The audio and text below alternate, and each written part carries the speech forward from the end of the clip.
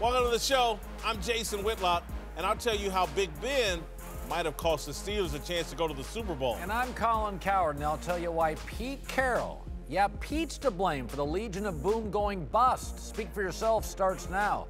They didn't pass the baton. Rams just stole it from them. They just took it. Michael Bennett's going to have a word with you about who made the Legion of Boom go bust. All right, hello and welcome. We're joined today by Fox NFL analyst Tony Gonzalez and Greg Jennings. Let's start in Pittsburgh, where the Patriots beat the Steelers in an incredible showdown last night. After going back and forth all game, Tom Brady marched the Patriots down the field for a go-ahead touchdown with just a minute left. Then the Steelers marched back the other way and got a go-ahead touchdown of their own until it was overturned because tight end Jesse James didn't survive the ground. Here's Mike Tomlin after the loss. You know, I don't have HD and all of that stuff, so, you know, it's really irrelevant how I feel about it, to be honest with you. It's not going to change the outcome of the game. I'm not going to cry over spilt milk and all of that crap and talk about replay. I ain't doing it. All right, Cowherd, did last night's ending diminish that classic game at all? Well, I sat there for 4 hours, and there was a gap for 5 minutes at the end, and it was kind of a quirky ending, but it was a 4-hour great movie.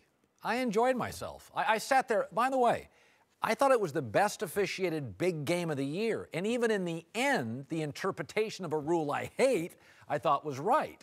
So it's hard for me, if I sit somewhere for 4 hours and watch TV, and even if it's quirky at the end, I thought it had all the drama. I mean, good Lord, before this play to Jesse James, that Juju Smith-Schuster play, New England's final drive, I mean, it gave me everything I was hoping for. Big plays, wild ending. I got to be honest, that ending to me, Jason, is what made the game a classic. To me, it enhanced the game.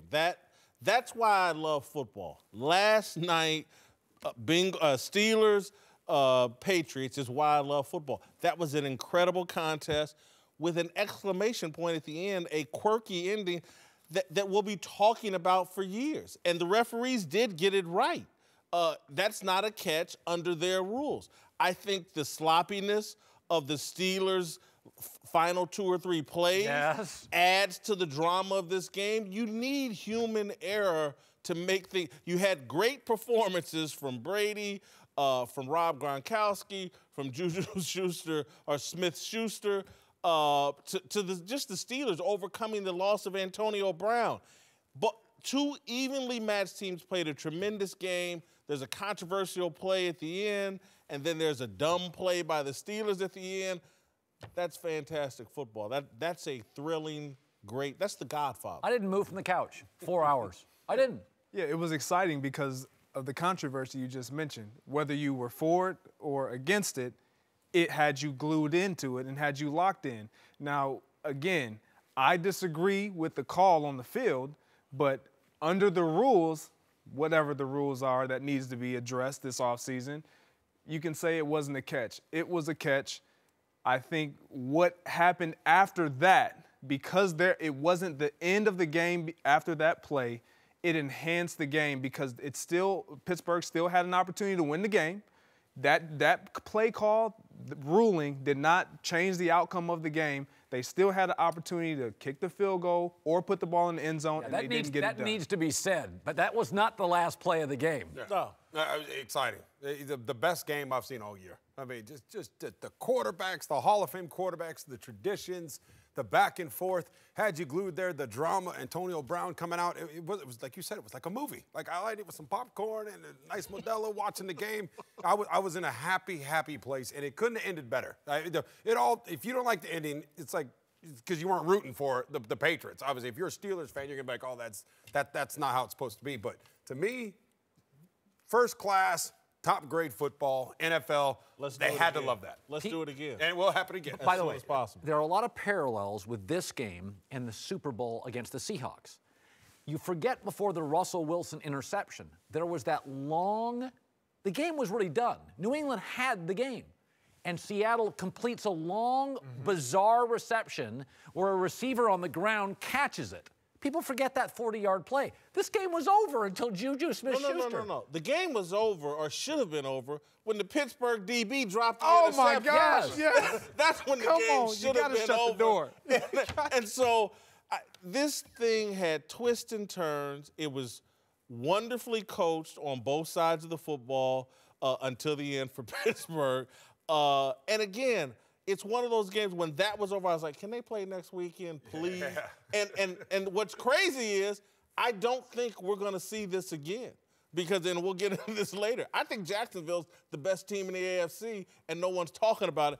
But this game here, the Steelers, the Patriots, two of the most accomplished franchises in the NFL. Bill Belichick, the greatest coach. Mike Tomlin, a guy with an attitude and an edge. And Pittsburgh played with that. Phenomenal. Well, after the touchdown was overturned, the Steelers still had all sorts of time to kill the clock, kick a game-time field goal. But instead, Big Ben faked a spike, got picked off, trying to squeeze a ball in there to Rodgers. After the game, Ben tried to dodge the blame for that final play. Was the last play your call to go for it, the fake spike? It wasn't a fake spike. It was I was yelling clock it because I felt like that was the thing to do was clock it and get yourself one play. And it came from the sideline, don't clock it, don't clock it. Well, at that time, I'm already got everyone thinks it's clock, so you don't have time to try and get everyone lined up. So it's I tried to. Eli saw that he kind of ran a quick slant in there, and at that time you just got to try and make a play, and probably didn't make a good enough throw. All right, Whitlock, you have an issue with Big Ben basically calling out the coaches. Yeah. I listen, man, at some point you got to fall on the sword, and you got to be bigger than finger pointing. And because Big Ben had an opportunity to throw that ball out of the back of the end zone. Yep. He has it every time he drops back and doesn't get the coverage he wants. And when you drop back and you see you got a one-man route and three people are covering it, throw it out of the back of the end zone and line up and kick the field goal or do whatever you're going to do. Big Ben's also avoiding the fact it was his choice to throw the swing pass on first down or second down after the touchdown catch was overturned. I didn't like that play. Big Ben is not being a big man here. Sometimes, even if the coach, and I believe him, the coaches were yelling in his ear. But sometimes you take a bullet for your teammates and your coaching staff, and you keep some things in-house. This was TMI, too much information. Also, when you're my expectations go up with your experience. If you're a first-year quarterback or you're Jared Goff in this moment, I can understand, not being completely a bit overwhelmed by it. A Deshaun Watson, a Goff, a Wentz. I mean, a lot of this bright lights, games going fast. You've been in this league a decade and a half or however long Big Ben's been in this thing. He's been in 30 games like this. You got to know, and remember, with that controversial review, that gave them a 4.5-minute block of time for a NFL veteran quarterback to say, all right, guys, I'm doing this. If it goes out of bounds, we're fine. If not, we're going to come up, fake the spot. Aren't you more organized? And I know I know coaches matter. But, boy, when you've been in this league for a decade as a quarterback, the Rodgers and the Bradys and even now Matt Ryan, it's live bullets out there. That's on you. I mean, I'm critical of Tomlin. That's on the quarterback. You can't coach your way into the huddle. Sometimes a guy's got to make a play. To me, Big Ben there looked frenetic. They're saying go for it, take the play. But if it's not, they're not saying, if it's not there, Ben, throw it anyway. I mean, seems like maybe the moment got a little too big for him. That's what it felt like. What do you think? Yeah, for me, you have to overcome coaching at this point. If you want to say that the coach said, well, yeah, go for it. Well, once you notice that it's not there, you have every option to throw the ball out the back of the end zone, as you alluded to. My issue with Big Ben here is he panicked. He flat out panicked. Looked like it. And in the greatest moment, in the biggest moment of when your team needs you to shine as bright as a star on either side of the field, you didn't do it. You panicked. You had the field goal in your back pocket. As a quarterback, a 14-year veteran guy in this league, you have to know, okay, if we go for it here, either I have it or I don't. When you do a no-clock situation, you fake the clock, it's either I have the fade or I throw it out the back of the end zone right now. There is no second and third or fourth option. You know that. And so when he tries to force that ball, what he's saying is, I'm trying to do something that I know it's not what we typically do. Don't do it, Ben. This is not the time. You have the field goal. The moment was too big. And he's done it before, like you've said. He's proven that he can be successful in these situations. There's no doubt about it. He's capable. But for whatever reason, it just didn't work last night. He was not in the moment. Which also, I smell a rat here. That you guys have brought it to my attention. I never really noticed it before until I started hanging out with you guys, that him and Tomlin, there is something going on there. Him and the offensive coach or whatever it is, it's always something going back and forth between these guys. Always. It's that dysfunction, but I've also said it before, they still win no matter what. That's the bottom line. They still win, but this doesn't surprise me now. After what we've seen come out of that organization throughout this whole year, something's there. They don't like each other. I feel like it's more Ben than anybody, though, because when you listen to Mike Tomlin in his postgame, he's asked, did you have a problem with what Ben's decision was? Absolutely not. We play to win every time. He never alluded to the fact that he made the wrong decision. We all up here can agree, you being a player, a future Hall of Famer, you know, Ben, you can't do that. If we're walking in the locker room, I'm kind of giving Ben that look like, come on, man. What was that? Like, you're not going to say it, but you know the look that you're going to get from your teammates. Like, come on, man. By the way, I counted 6 times Ben has called out Tomlin. So now it makes me think, because I've always been like, these are 6 different call-outs. And I've always kind of taken Ben's side on this, because I've always complained about the Steeler culture's a little loose for me. It makes me think now, maybe Ben's the issue. Because to Greg's point, not a single player on that Steeler offense is walking to the sideline thinking, boy, that's on Tomlin. They're like, Ben. Or Todd Haley. Because, again, their instructions were right. Let's take a shot here. They're thinking they're talking to a 13, 14-year NFL veteran quarterback. Take a shot here. They fake the spike. It's not there. Throw it out the back of the end zone. We kick a field goal. They think they're talking to a grown man, not a rookie quarterback. You know what they're saying? Ben, we trust you to make the right decision. Yes. And that's what you did. Because you've done it before. Exactly. Right. And then he comes out and starts throwing people under the bus. It's a bad look for Ben Roethlisberger. It is. And again, they still have a shot here. I walk away from that game going, oh, they're every bit as good as New England. And he needs to remember that and focus on that and quit looking to point a finger and look in the mirror and be a leader on this team all the time. All right, to Oakland, where the Cowboys got the win over the Raiders in a very close game, but not without a couple of strange breaks, including the referee using a folded index card to measure a crucial Dallas first down. And then Derek Carr here fumbling the ball out of the end zone to end the game. Whitlock, was Dallas lucky to get that W? Let me just say this. They were lucky, but people acting like it's some kind of crime against humanity that he used an index card to measure that first down. Oh, my God, in 2017, how could they do that? Well, they used chains and a stick to measure first downs. Right. This is not some great technological, it's not a video game. So, but, yeah, Dallas got lucky last night. Derek Carr fumbled that ball out of the end zone. That's luck. I don't think they got lucky. What did New England get to win? A call. What did Dallas get to win? A call. The ball gets fumbled out of the end zone. To go on the road in the NFL, okay, you got a coaching staff that may get blown out, the Del Rio staff. You got a quarterback that everybody's bailed on. Oakland's capable offensively. Khalil Mack can play. You're on the road. It's a Sunday night national TV game. You're getting Oakland's best shot, and you won? Cowboys I'm okay with that. Played terrible. Tyron Smith looked like he was looking for an excuse to get out of the game. By the way, how did the Chargers look on the road against Kansas City? How did Tennessee look on the road? It's hard to win. I've been watching the Raiders. They're trash, and the game shouldn't have been that close. They were up 2 scores at halftime, and if it wasn't for that fumble, they'd have lost this game. That's 3 straight wins without Ezekiel Elliott. I'm here to tell you, winning on the road in the NFL is hard. Aaron Rodgers just went on the road. It's Tampa Bay at home tonight will give Atlanta a real struggle. It's hard to win away from home. You don't believe that. I do believe that. I do believe that. It's hard to win on the road, but a little luck goes a long way, and the Cowboys got lucky. They are the New England Patriots of the NFC. When you look at Deflategate, you had that with New England. You look at Ezekiel Elliott's situation, you got that with Dallas. You look at the call yesterday against Jesse James and the Pittsburgh Steelers, New England got the best end of that. You look at Dallas yesterday, clearly, in my opinion, that was not a first down if you're going measuring it just by eye. I mean, it's not a first down. They got a break with Derek Carr, stretching out. And you don't buy that. You don't have any praise for Dallas. No, I don't.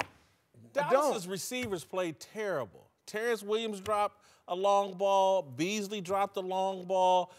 The play calling that they had to settle for the field goal was ridiculously stupid. One of those times you should have ran a bootleg. They were slamming Alfred Morris up in there like he was Jim Brown.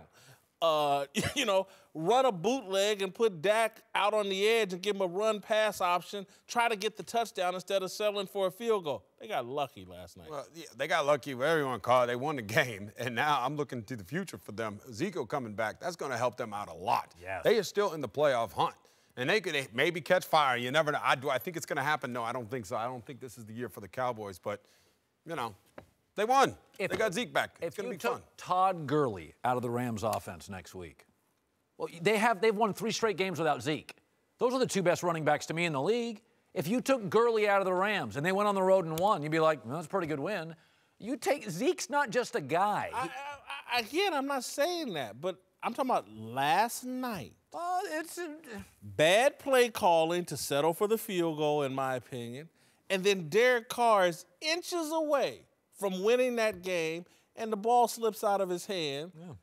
The receivers are dropping big passes. There was nothing that I didn't like the way Tyron Smith played, his replacement, either one. There was a moment where I did think their run blocking was terrific in stretches of that game. Yeah. But that was not a crisp performance by Dallas, and they damn near gave away. They should have won easily. 2 years from now, you'll look down and go, I remember that night that Dallas beat Oakland. Oh, I don't. It's a W. You won on the road in the NFL. If you get your pocket schedule when you were a kid and you go W, L, W, if you'd have put down a W in Oakland on a Sunday night, you weren't doing that before the season. Let's move to Charlotte, where the Panthers held on to beat the Packers, spoiling Aaron Rodgers' return and all but ending Green Bay's playoff hopes. Cam Newton had one of his best passing games of the year, tossing 4 touchdowns, while Rodgers struggled throwing a very un-Rodgers-like 3 interceptions. Here's the Packers quarterback after the game. Obviously didn't play very well. It's not the fairy tale that we were hoping. As I lay in that surgery bed 8 weeks ago thinking about this moment, obviously saw it going a little differently. But I'm proud of our guys for the way they played the last few weeks. Obviously Greg, C-Mac, and the Caucasian invasion. Those guys, man, they came and had a great game, and we're going to need that more moving forward. Oh, man, I love the Caucasian invasion. Cowherd, what's the bigger takeaway here? That Rodgers was rusty or Cam was wearing that hat? Or Cam was more dominant? Aaron, that was not generally Aaron. My takeaway is really that Green Bay is so dependent on Aaron Rodgers. There's an incredible stat about Green Bay. They have the worst red zone defense in 9 years. Every single team that's gotten into the red zone against Green Bay has scored. Every time. Field goal. That hasn't happened in 9 years or a touchdown. And listen, we kind of know what Cam is. A little bit inconsistent, not a great pocket thrower, and he was unbelievable yesterday. But I think a lot of it is Green Bay doesn't have dynamic talent, and I think even Aaron Rodgers coming back, this is a limited group of players. Green Bay's done. Green Bay is done. And we already know what Aaron Rodgers is. Aaron Rodgers is a Hall of Fame quarterback. He was rusty for one game. The takeaway from that game is Cam Newton did enough with that defense and Christian McCaffrey, particularly on that first series. If they play like that, Carolina's a real Super Bowl threat. That's the takeaway from the game. I don't know. My takeaway was Aaron Rodgers and his rust. And the reason why, you look at his line yesterday, 3 touchdowns negated by 3 interceptions. When is the last time we saw Aaron Rodgers? This is a career high. This is his career high. He's done it once before. 3 interceptions. He was uncharacteristic of throughout the game. When he made throws that he shouldn't have, he tried it again because in his mind, I'm great. And even though I haven't been here for 8 weeks, I still can make this great throw. And it just wasn't happening for him yesterday. When I look at Cam Newton and I saw the way he played, did he play great? Absolutely. But my takeaway is Aaron Rodgers because Cam Newton didn't play great enough to where Aaron Rodgers wasn't effective and wasn't a factor late in the game. He still had an opportunity to bring his team into within a tie. You're not going with to their see last that possession. in 2018, though. Aaron Rodgers had one bad game. It's a one-off. What Cam Newton did may have impact in January. If we see that Cam Newton in January. Yeah, but Cam Newton's not going to face a defense that bleak. I mean, Green Bay's got nothing. Clay Matthews and a bunch of nothing. He's going to have to face a Rams defense. Sometimes Cam doesn't look sharp in 7-on-7, Colin. Seriously, I mean. But even to your point, Cam played within like their coaching scheme yesterday. It looked like he forced some things. He had some errant throws, but he literally just what did he call them? The Caucasian invasion. And you know, he just went to it every single time, and the Packers just allowed him to do it. You know, his favorite Caucasian is that tight end, Greg Olsen. How about him coming back? I mean, don't tell me that doesn't have a huge impact in what Cam Newton is doing. And that's the reason I believe that he looks so much better is because he gets his all-pro tight end back. That's a big deal for him. And get back to Aaron Rodgers, though. There was some throws there, though. The rust, like you said, if he just puts a little bit more air on it, that's a touchdown to Jordy Nelson, that one pick. Another one, I saw Randall Cobb got behind the defense. He underthrew it. Now, that just comes with arm strength. He just hasn't been playing in these game-type situations. And at the end of the game, I was watching it. I went on TV before the game yesterday, and I thought Green Bay was going to win this game, and everybody was texting me saying, you look like a fool. And then all of a sudden, they get the ball back, and they're driving down there, and the receiver fumbles it. But I remember saying, wow, you got lucky, because I guarantee you he would have gotten the end zone if those receivers could just hold on to the ball, because that's game time. That was his situation. So having said that, yeah, give credit to Carolina. They won. Cam looked a little bit better, but I still think Green Bay, that game would have gone a lot different if with a healthy Aaron Rodgers. Yeah, the other thing is just look at what's available now in the NFC. Philadelphia's defense is pretty good. Saints' defense is shockingly good. Minnesota's defense is unbelievable. Rams is pretty good. You can run on them a little bit. Cam's not going to face any of those teams in the playoffs. That's the worst defense Cam will face for, if they go into the playoffs, a month. Again, Cam was fine within the systems and the boundaries of what Carolina coaches allow him to do. But let's not go crazy here. Cam has never shown a history of consistently giving us versus. He's won 6 of their last 7 games. Again, who are they beating? Who are they playing? NFL teams. He is throwing for under 200 yards. Carolina coaches deserve a lot of credit. They have peeled off some of the burdens of him. The running game has been elevated. Who throws 4 TDs and gets no credit?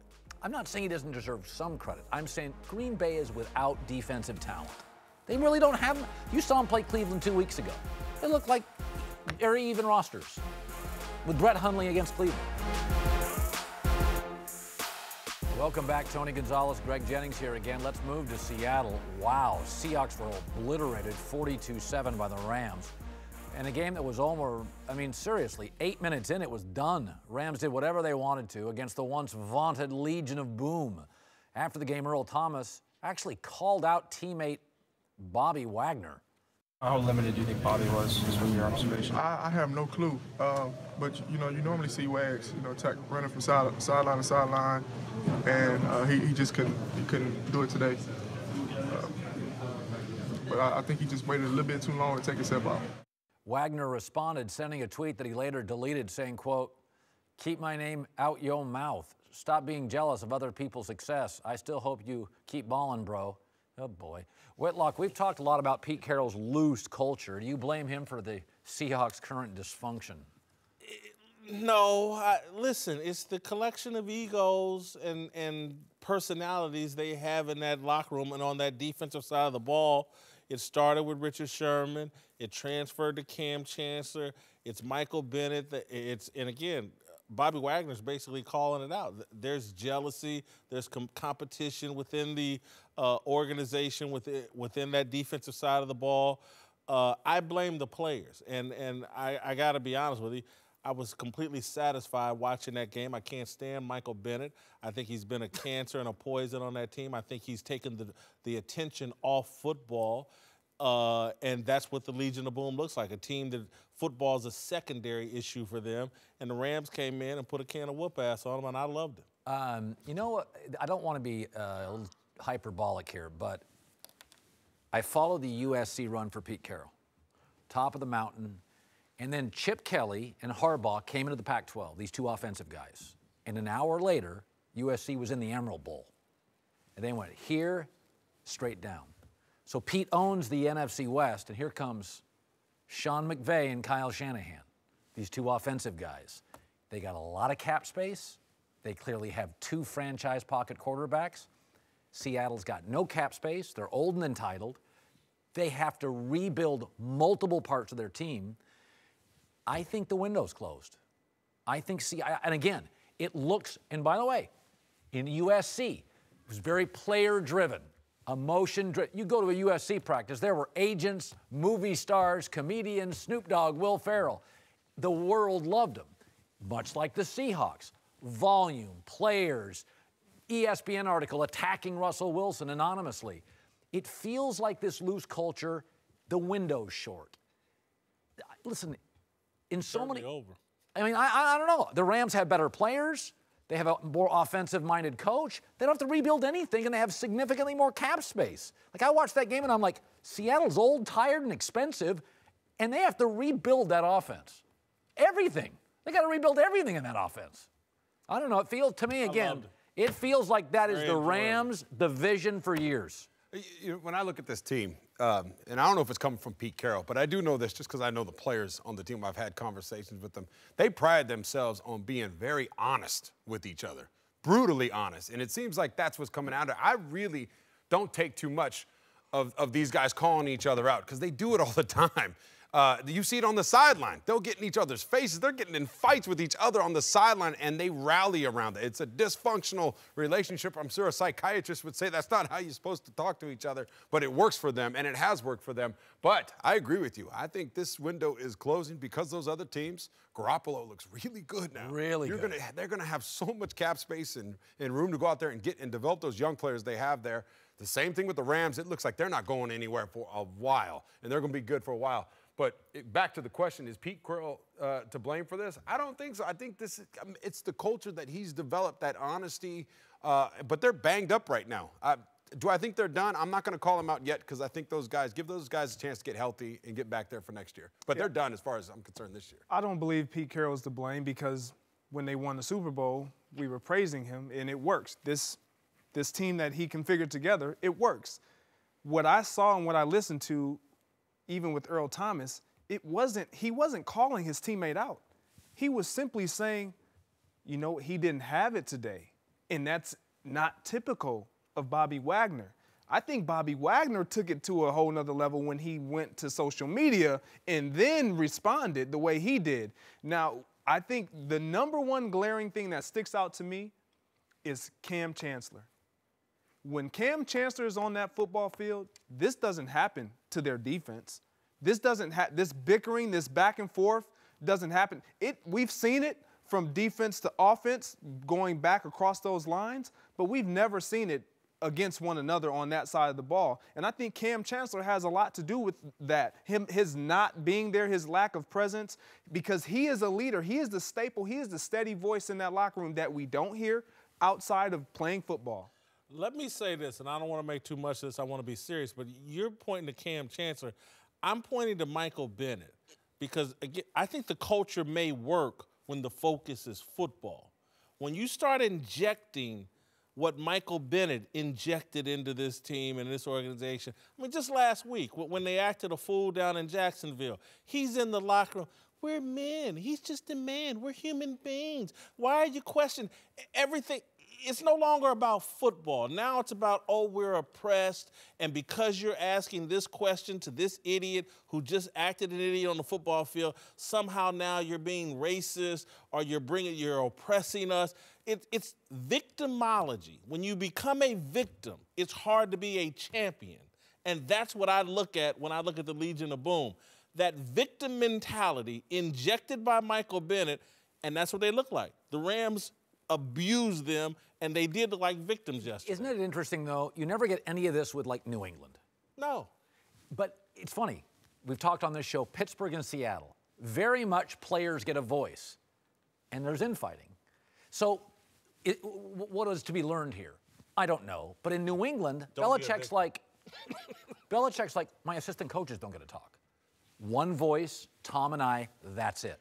Seattle's different than Pittsburgh because Seattle, to your point, Tony, they hold each other accountable. They hold each other to a high regard, and they're not afraid to say it, publicly or privately. And I think that's what made them so successful. I think what we saw yesterday was just a team that flat out says, we don't fear you anymore. We're not the little brother anymore. I've grown up, and I'm going to whoop you if you come into my face again. Real quick. Bottom line. And I agree with you. This is what happens when you lose, though. We've been on losing teams. You start pointing fingers. You start saying, it's got to be this. It's got to be that. New England, we don't know because they never lose. So let them start losing, and then maybe they'll start fighting.